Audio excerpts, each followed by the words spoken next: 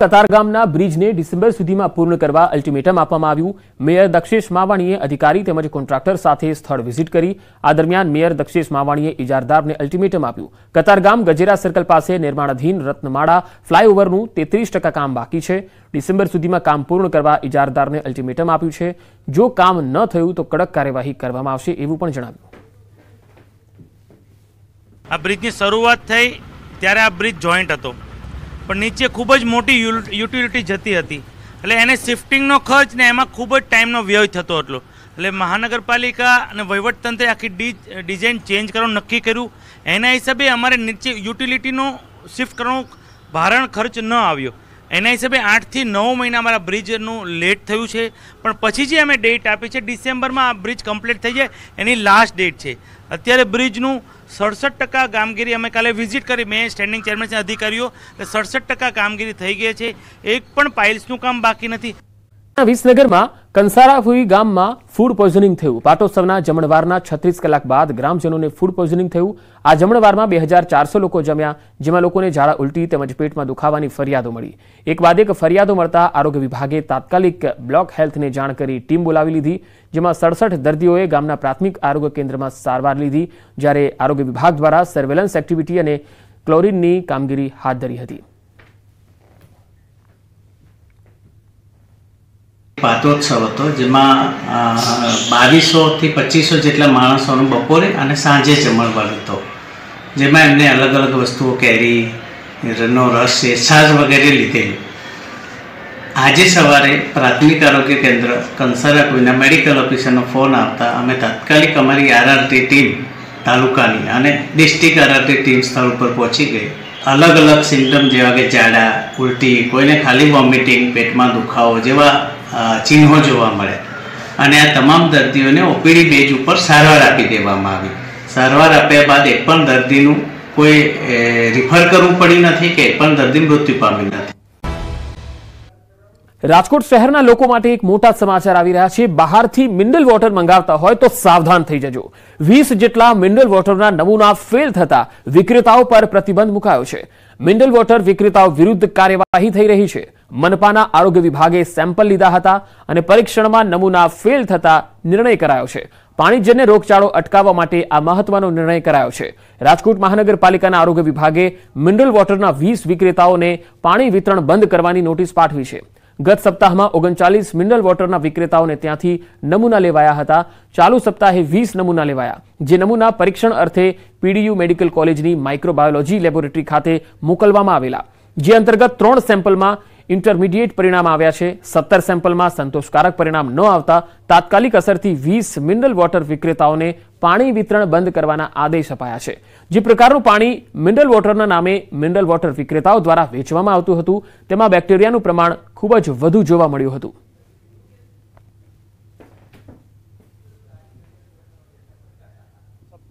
અને આ સપ્તાહે જોવા જઈએ તો વિવિધ પ્રકારના જે પાણીનું વિતરણ કરતા જગ કેરબાના વિતરણકારોને ત્યાંથી પાણીના નમૂના જે છે એ લેવામાં આવ્યા હતા।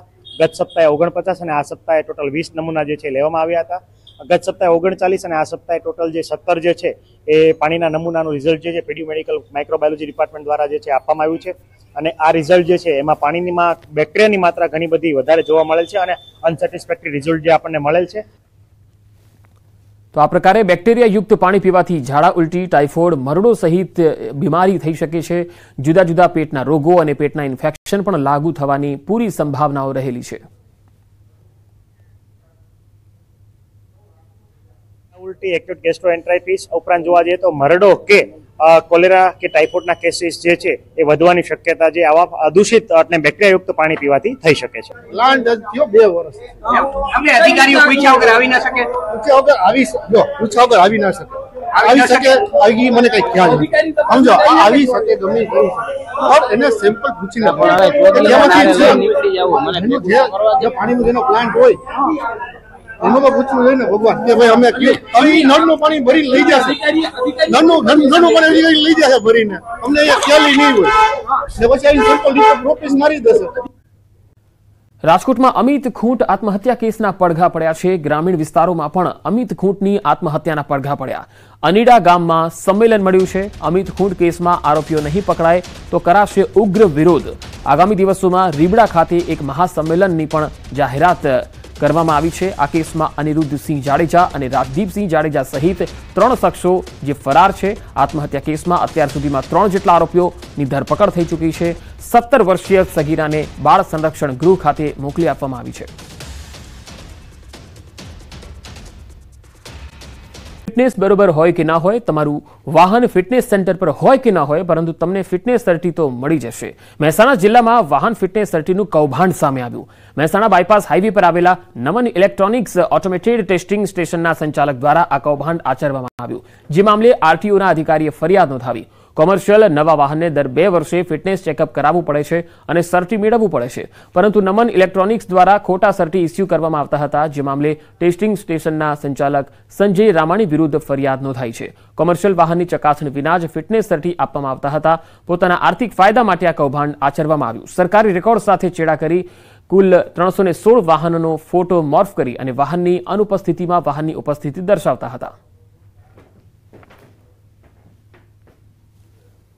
કૌભાંડમાં એવું છે કે અહીંયા વ્હીકલ આવીને ફિટનેસ કરવાનું હોય છે. જ્યારે જે ફરિયાદી જે આરોપી છે એમાં એવું ધ્યાને આવ્યું કે ફિટનેસમાં વ્હીકલ આવતું ન હતું અને બરાબર એને સર્ટિફિકેટ આપવામાં આવતું હતું. એવા કુલ 316 વ્હીકલ એવો જાણવા મળ્યા છે જેમાં વ્હીકલ આવ્યા વગર અને બરાબર ફિટનેસ કરવામાં આવ્યું. કોઈ પણ ટ્રાન્સપોર્ટ વ્હીકલ હોય અને નવું લીધા પછી 8 વર્ષ સુધી દર 2 વર્ષે ફિટનેસ કરવાનું હોય છે અને 8 વર્ષ ઉપરનું વ્હીકલ હોય અને દર વર્ષે ફિટનેસ કરાવવા આવું ફરજિયાત હોય છે. 316 વાહનોમાં જે અનફિટ હતા તેઓને કોઈ પણ પ્રકારની ભૌતિક ચકાસણી કર્યા વગર સ્થળ ઉપર એ વાહનોને ચેક કર્યા વગર ફિટનેસ સર્ટી ઇસ્યુ કરવામાં આવેલા હતા. આમ કરીને તેઓએ સરકારી રેકોર્ડ સાથે ચેડા કરેલા છે. આ જે વાહનો છે તેના મોર્ફ કરેલા ફોટોગ્રાફ્સ ઓનલાઈન પોર્ટલ ઉપર અપલોડ કરાવેલા છે. જિલ્લામાં આરટીઈ હેઠળ પ્રવેશ મેળવવા 637 ઓનલાઈન અરજી મળી, જેમાંથી 537 અરજી મંજૂર થઈ.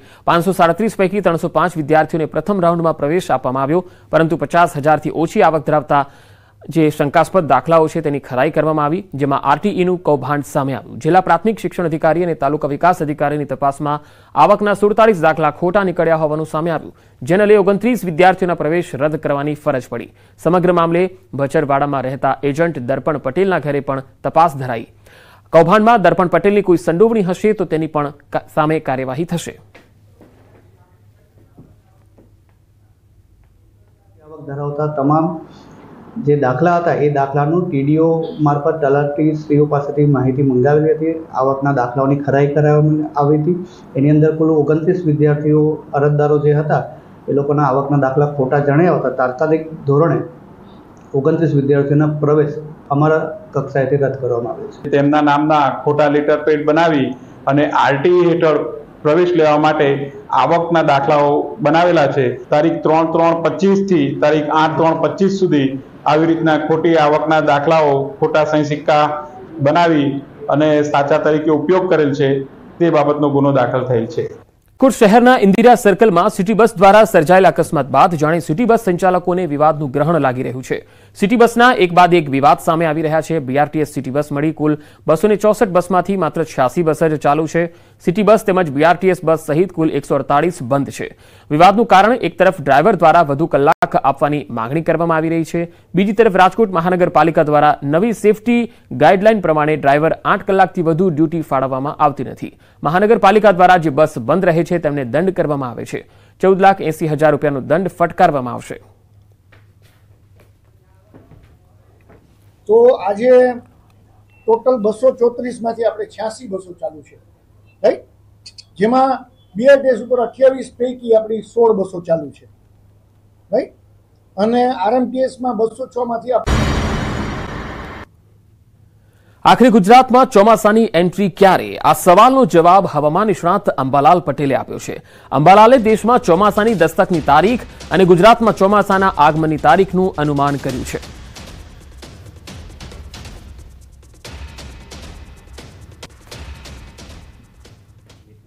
28 મે આસપાસ આંદોમાન નિકોબાર ટાપુમાં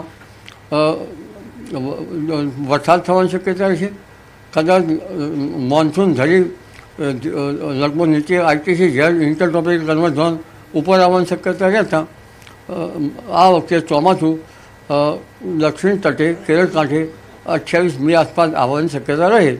પણ ઘણી વખત ચોમાસું આવતા વચમાં અટકી જતું હોય છે, જેના કારણે 28 મેથી 5મી જૂન વચ્ચે લગભગ કેરળ કાંઠે ચોમાસું આવવાની શક્યતા રહે અને ગુજરાતમાં 8મી જૂન આસપાસ ચોમાસાની ગતિવિધિ શરૂ થઈ શકે અને કેટલાક ભાગમાં 8મી જૂન આસપાસ વરસાદ આવી શકે. ત્યારબાદ 15 જૂન પછી પણ વરસાદ આવવાની શક્યતા રહેશે. એટલે આ વખતે ચોમાસું જે છે એ દક્ષિણ છેડે વહેલું આવવાની શક્યતા રહેશે. જોકે 8મી જૂન પછી આવતો વરસાદ ભિન્ન ભિન્ન ભાગોમાં હોઈ શકે, પણ સાચું ચોમાસું 15 જૂન આસપાસ આવવાની શક્યતા રહેશે.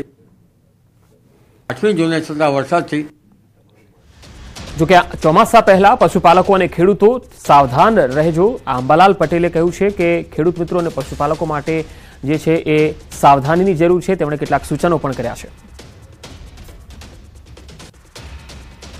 8મી જૂને થતા વરસાદથી જીવજંતુ વધારે પડવાની શક્યતા છે. પણ આ ગરમી જે વધારે પડી રહી છે તેને જનધને સાવચેતી રાખવાની ગરમીની જરૂર પડશે. ડિહાઇડ્રેશન ના થાય એનું ધ્યાન રાખવાનું પડશે. પશુઓએ માલધારીઓ પશુઓનું પણ ધ્યાન રાખવાનું રહેશે. પશુઓને આકરી ગરમીથી બચાવ કરવાના જે ઉપાયો છે યોજવાના રહેશે. કારણ કે આકરી ગરમીથી ગાભણે આવેલા પશુઓ તરોઈ જતા હોય છે. એટલે કે જે બચ્ચું જે છે એ વિયાણ વખતે મુદત પહેલાં બચ્ચું મૃત પશુ જન્મતું હોય છે. એટલે આ ગરમીથી જનધને આ વખતે આકરી ગરમીથી ઘણી સાવચેતી રાખવાની જરૂર પડશે. તો અંબાલાલે આજથી 22 દિવસ બાદ ગુજરાતમાં ચોમાસાની ગતિવિધિની વાત કરી છે. જોકે હજુ ઉનાળો ગયો નથી. ભૂલ ન કરતા ઉનાળો જતા જતા તેનો અસલ રંગ બતાવશે. અંબાલાલના મતે પારો 44 ડિગ્રીને આવી શકે છે. હજુ આગામી વખતમાં આકરી ગરમી પડવાની શક્યતા રહેશે. 25 મેથી લગભગ અમદાવાદ, ગાંધીનગર કે મધ્ય ગુજરાતના ભાગોમાં મહત્તમ ઉષ્ણતામાન 43 ડિગ્રી, 43 ડિગ્રી સેલ્સિયસ કે 44 ડિગ્રી સેલ્સિયસ થવાની શક્યતા રહેશે. રોહિણી નક્ષત્રમાં કેટલાક ભાગોમાં ગરમી સાથે વરસાદ થવાની શક્યતા રહેશે. અને લગભગ 25 મે આસપાસ અરબ સાગરમાં એક ચક્રવાત બનવાની શક્યતા રહેશે. જો કે આ ચક્રવાતનો માર્ગ કદાચ ઓમાન તરફ થઈ શકે, જેના કારણે પશ્ચિમ સૌરાષ્ટ્રમાં વરસાદ થવાની શક્યતા રહેશે. અને ત્યારબાદ લગભગ 8મી જૂન આસપાસ દરિયામાં પવનો બદલાશે અને કેટલાક ભાગમાં વરસાદ થવાની શક્યતા રહેશે. તેમજ લગભગ બંગાળ ઉપસાગરમાં પણ મે માસમાં 14-15 મે આસપાસ ચક્રવાત સર્જાવાની શક્યતા રહેશે. હળવા પ્રકારનું કે લો પ્રેશર બનશે. તો ચોમાસાના આગમન પર મોટી ખુશખબર. કેરળથી ચોમાસું અંદાજે માત્ર 300 કિલોમીટર દૂર અરબ સાગરના દક્ષિણ ભાગમાં આ ચોમાસું બેઠું છે. ચોમાસાને આગળ વધવા માટે અનુકૂળ સ્થિતિ બતાવાઈ રહી છે. એટલે કે 2024 કરતા 7 દિવસ વહેલું ચાલી રહ્યું છે ચોમાસું. ગયા વર્ષે 22 મે જ્યાં પહોંચ્યું હતું ત્યાં આ વખતે આજે જ આ ચોમાસું પહોંચી ગયું છે.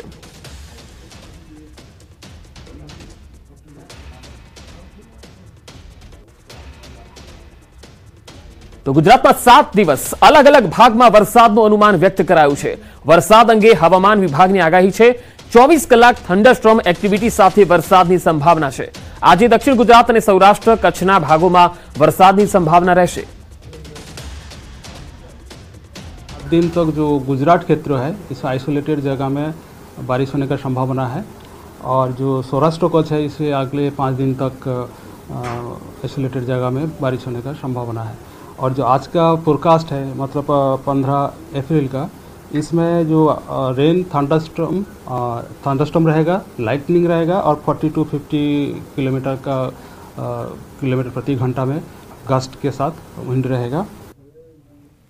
તો ગુજરાતમાં ગરમીનો પારો ઉચકાઈ શકે છે। રાજ્યના તાપમાનમાં 2 થી 3 ડિગ્રીનો વધારો થઈ શકે છે।